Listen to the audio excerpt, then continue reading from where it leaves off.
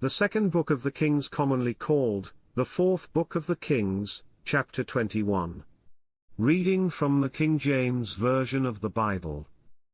Manasseh was 12 years old when he began to reign, and reigned 55 years in Jerusalem. And his mother's name was Hephzibah. And he did that which was evil in the sight of the Lord, after the abominations of the heathen, whom the Lord cast out before the children of Israel. For he built up again the high places which Hezekiah his father had destroyed, and he reared up altars for Baal, and made a grove, as did Ahab king of Israel, and worshipped all the host of heaven, and served them. And he built altars in the house of the Lord, of which the Lord said, In Jerusalem will I put my name. And he built altars for all the host of heaven in the two courts of the house of the Lord. And he made his son pass through the fire, and observed times, and used enchantments, and dealt with familiar spirits and wizards. He wrought much wickedness in the sight of the Lord, to provoke him to anger. And he set a graven image of the grove that he had made in the house, of which the Lord said to David, and to Solomon his son, In this house, and in Jerusalem, which I have chosen out of all tribes of Israel, will I put my name for ever, neither will I make the feet of Israel move any more out of the land which I gave their fathers, only if they will observe to do according to all that I have commanded them, and according to all the law that my servant Moses commanded them. But they hearkened not, and Manasseh seduced them to do more evil than did the nations whom the Lord destroyed before the children of Israel.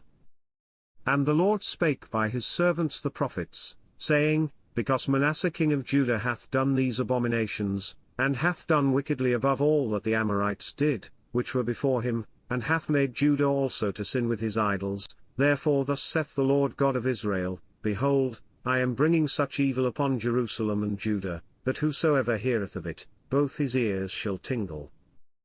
And I will stretch over Jerusalem the line of Samaria, and the plummet of the house of Ahab, and I will wipe Jerusalem as a man wipeth a dish, wiping it, and turning it upside down.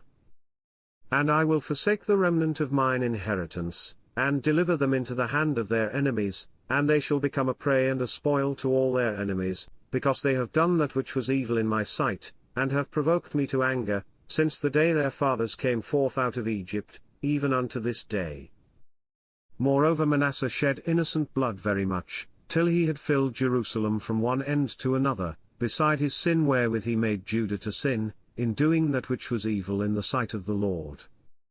Now the rest of the acts of Manasseh, and all that he did, and his sin that he sinned, are they not written in the book of the Chronicles of the kings of Judah?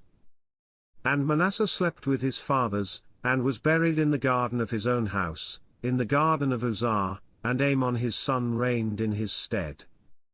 Amon was 22 years old when he began to reign, and he reigned 2 years in Jerusalem. And his mother's name was Meshullemeth, the daughter of Haruz of Jotbah.